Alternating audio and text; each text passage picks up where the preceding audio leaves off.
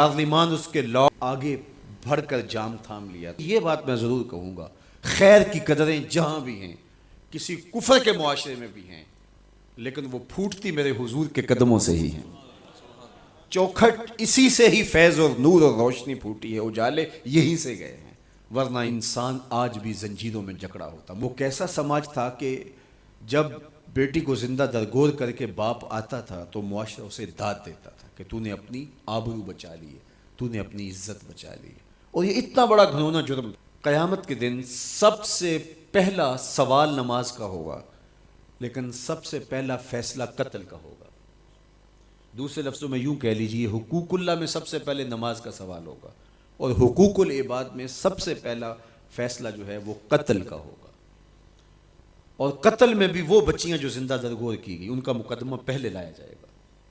कुरान बताता है, वाइज़ल मौऊदतु सुइलत बिअय्यि ज़ंबिन क़ुतिलत, कब्रों में गड़ी हुई बच्चियां उठाई जाएंगी, अल्लाह की अदालत होगी, उनके जालिम बाप कटहरे में खड़े होंगे।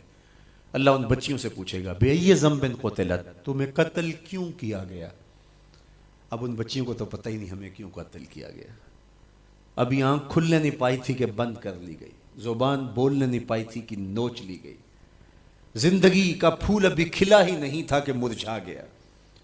उन्हें तो पता ही नहीं हमारे जालिम बापों ने ये क़यामत क्यों उठाई, ये गजब क्यों तोड़ा, हमारे मासूम दामन पे कौन सा दाग देखा कि हमारे जालिम बापों ने हमारी जिंदगी नोच ली।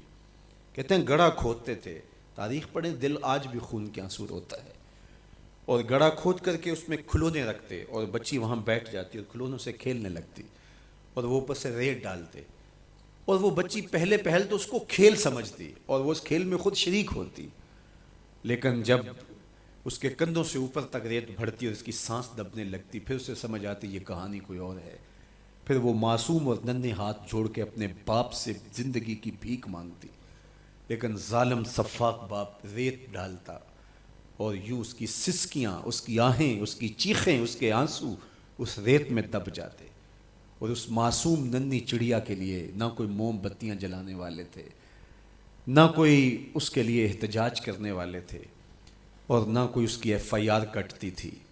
बाप को भी दाद मिलती, माँ को भी दाद मिलती, मुआशरा सफ़ाक उस पे मातम करने की बजाय उस पे खुशियों का इजहार करता। पहली आवाज़ पूरे अरब में जो उठी और बुलंद हुई वो मेरे हुजूर की थी, बेटियों को कत्ल करने वालों सुन लो, मेरी फातिमा मेरे जिगर का टुकड़ा है।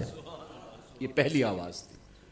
ये सिर्फ कलमा मोहब्बत ही नहीं है, उस जालिमाना समाज के खिलाफ जो है वो अलमे जिहाद मेरे हुजूर ने बुलंद किया।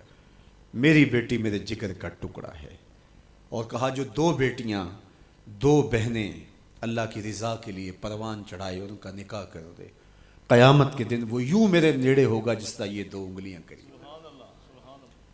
ये जब मेरे हुजूर ने फरमाया, मजमे से एक शख्स खड़ा हो गया, हुजूर क्या जिसकी दो बेटियां नहीं हैं उसको ये एजाज़ नहीं मिलेगा?